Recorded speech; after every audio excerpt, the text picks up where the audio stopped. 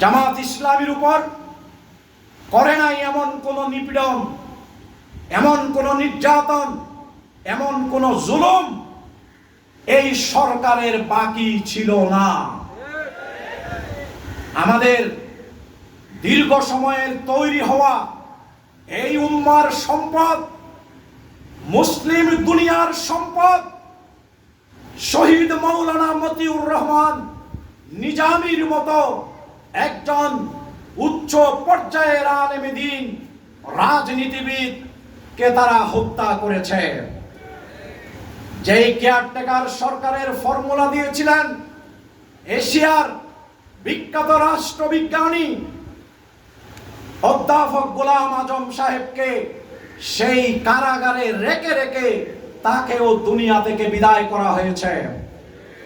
শহীদ করা হয়েছে আলী হাসান মোহাম্মদ মুজাহিদকে, শহীদ করা হয়েছে শহীদ কামারুজ্জামানকে, দুনিয়া থেকে বিদায় করা হয়েছে শহীদ আব্দুল কাদের মোল্লাকে।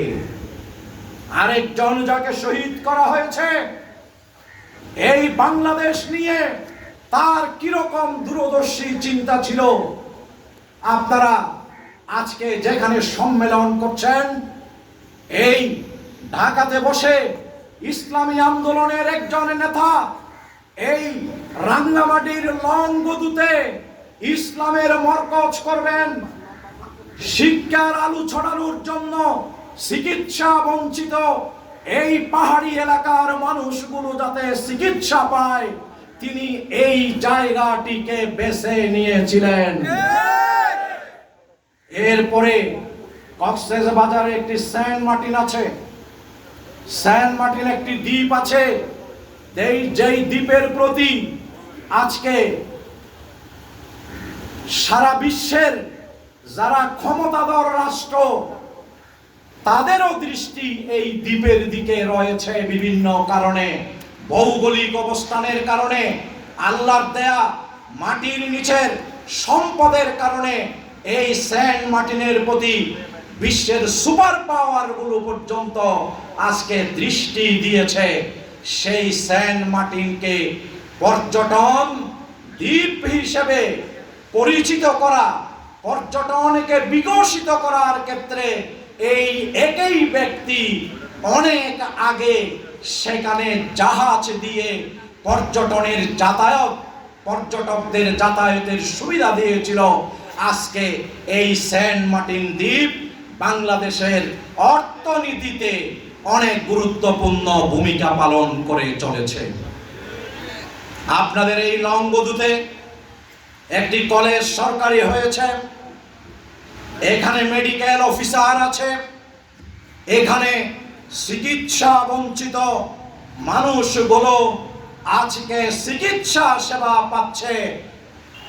যিনি বাংলাদেশের অর্থনীতিতে ইসলামী ব্যাংক প্রতিষ্ঠা, ইবনে সিনা প্রতিষ্ঠা, ইসলামী ফাউন্ডেশন প্রতিষ্ঠা, রাবেতা প্রতিষ্ঠা, এই সকল প্রতিষ্ঠান প্রতিষ্ঠা করার মধ্য দিয়ে তিনি দেশের জাতীয় অর্থনীতিতে গুরুত্বপূর্ণ ভূমিকা পালন করেছিলেন।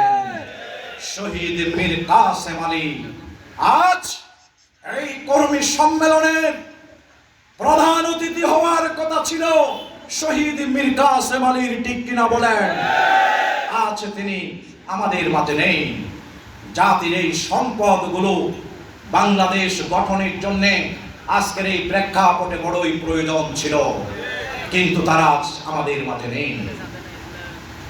যেই টার্গেটে তারা আমাদের নেতাদের হত্যা করেছে, যুদ্ধ অপরাধের ইস্যু তৈরি করেছিল,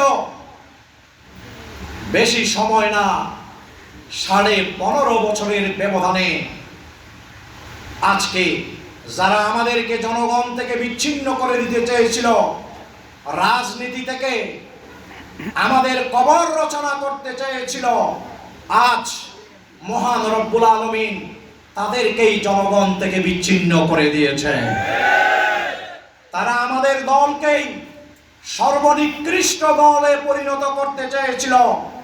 আজকে মহান রব্বুল আলামিন ন্যায় বিচারক, মহান রব্বুল আলামিন আজকে তাদের দুঃশাসন, তাদের অপশাসন, তাদের গম কম অর্থনীতিকে লুট করার কারণে এই বাংলাদেশকে ফেসিবাদ এবং বাকশালী বাংলাদেশে পরিণত করে সকলের কণ্ঠ স্তব্ধ করে দেওয়ার কারণে আজকে তারাই জামাত ইসলামীর জায়গায়, যেখানে তারা আনতে চেয়েছিল জামাত ইসলামীকে, সেই জায়গায় আল্লাহ তাআলা তাদেরকে নিয়ে আজকে তাদেরকেই নিকৃষ্ট রাজনৈতিক দলে পরিণত করেছে।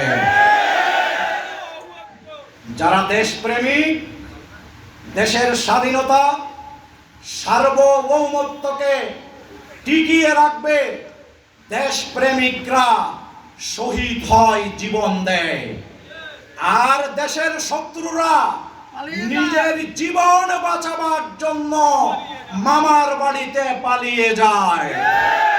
জাতি লক্ষ্য করল, যারা দুর্দণ্ড প্রতাপে 15.5 বছর বাংলাদেশকে শাসন করলো আর জামাত ইসলামীকে নির্যাতন করলো, 15.5 বছর নির্যাতন করার পরেও আমি জামাত ইসলামীর কর্মীদেরকে, শিবিরের কর্মীদেরকে জিজ্ঞাসা করতে চাই, আপনারা কি কোনো ভয় পেয়েছিলেন? আপনারা কি কোনো ভয় পেয়েছিলেন? আপনারা কি কোরআন পড়া বন্ধ করে দিয়েছিলেন? আপনারা কি নামাজ ছেড়ে দিয়েছিলেন? আপনারা কি দাওয়াতি কাজ বন্ধ করে দিয়েছিলেন? 15.5 বছর, 16 বছর আমাদের নেতাদেরকে হত্যা করা হলো, একটানা আমাদেরকে নির্যাতন করা হলো। আপনাদের এই প্রত্যন্ত অঞ্চলেও কারাগারে গিয়েছে অনেক নেতারা, অনেক কর্মীরা। এইভাবে হাজার হাজার ইসলামী আন্দোলনের নেতা